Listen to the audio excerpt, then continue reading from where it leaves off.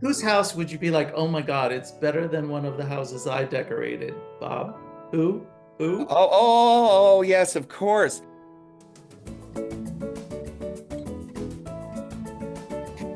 Well, as I always say, it was an accident. I didn't wake up one morning and say, hey, gee, I want to decorate Christmas trees for a living. That was never in the cards growing up. I happen to like Christmas. I mean, I actually love Christmas. And it just happened to be that I showed up in a lot of workplaces where I ended up always decorating the trees, etc. And it really didn't take off until I started, I should say, when I got hired at Macy's Herald Square back in the 80s when Macy's department store was still Macy's. And it was a big thrill for me because I'm a kid from Michigan and we only knew about the big department store from the annual Thanksgiving Day parade. So, I mean, this is how excited my family was. All they wanted was a shopping bag from Macy's. That should tell you something about what a big deal it was. And so when I moved to New York City with $200 in my pocket, which I can't believe, I never thought for a minute that I would not get a job. And I started at Macy's was my very first job. And what happened was during a Christmas crunch, when they were doing setup, they pulled me out of my normal counter and put me up in the Christmas department. And while I was decorating up there, actress Mia Farrow walked by and said, gee, I wish somebody would do that in my home. Well, I was only like 22 at the time. And I was like from the Midwest going, well, gee, I can come help you at your home, like not thinking anything about what was to come. And so that kind of started the whole thing. And then I moved to Los Angeles and with my business partner, Debbie Staron, and we created this company because I started to think that people were really disliking Christmas. And what I really wanted to do was to give people their time back. And so I got my first job working with Paris Hilton's mother, Kathy Hilton. And through that, working with the Hiltons, I say I learned an awful lot. I always will thank Kathy for the opportunity that she gave to me because almost the first month that I worked for her, she pulled me aside. She said, you want to make it in this town, kid? You watch me. And I learned a lot from working for the Hiltons and Kathy. And of course, I got to see Paris and Nikki. Paris was 10 years old when I met her. So my big claim to fame was always I was Paris Hilton's babysitter.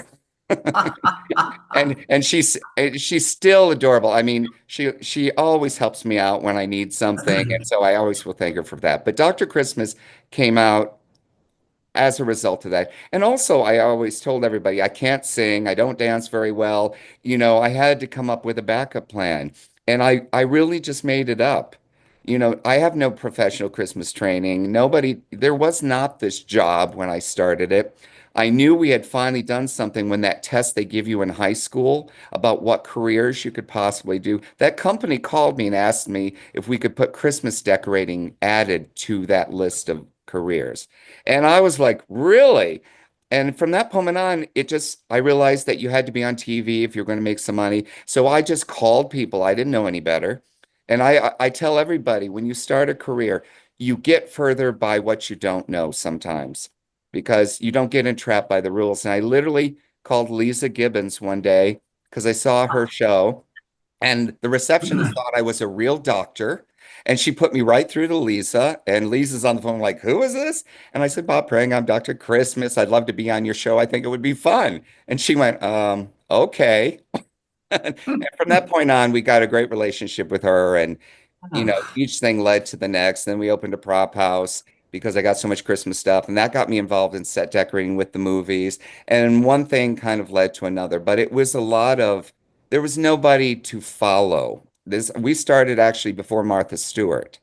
And I'm not as old as Martha Stewart, mind you, but we did start before Martha. And that's kind of how Dr. Christmas got started. And then it became word of mouth, and I've never had to do any advertising. And people became really fascinated by the fact that who's this kid from Michigan that got to hang with celebrities. And then along the way, like I said, we run into Bruce. And I've always wanted to do a movie where I got artistic license in the decor. So we got to do his film. And I mean, we've done a lot of films and TV shows, but Bruce really gave you free reign. He said, make it pretty. And I said, I'll do my best. And that's kind of how it all got going. No, when I knew Bob made it, is when he got an HSN selling Oh, stuff. I was like, oh my God, I was so excited because I was like an Right. HSN fiend. I was so, yes, Debbie and I got hired on the Home Shopping Network for 2 seasons of Christmas in July and Christmas in the fall. And HSN it was an amusing experience because you're flown down to Florida in the dead of night and you're jumping over the alligators. And here you are trying to sell these products that are sometimes questionable. But you have somebody in your ear directing, the director telling you to do one thing, the host telling you to do another thing, and then you get those fabulous call-ins. And I was so surprised when Peter actually called in, and I was like, really? And I thought, oh my God, that's a real friend. That's a real That's I thought friend. it was amazing. the greatest thing, Bob. I was like, now I know Bob has made it. Like, and then he would give me the inside scoop about the hosts and stuff, which we won't talk about. But I Yeah, love there's a whole movie just on the Home Shopping Network somebody should write. I was a Hollywood tour guide for when I first moved out here. So it Yeah. it was one of those jobs that you're like, okay, I've learned something from every single job I've been fired from. And I've been fired a lot. And I realized that I was not a really good employee, so I had to probably work for myself. And so Yeah.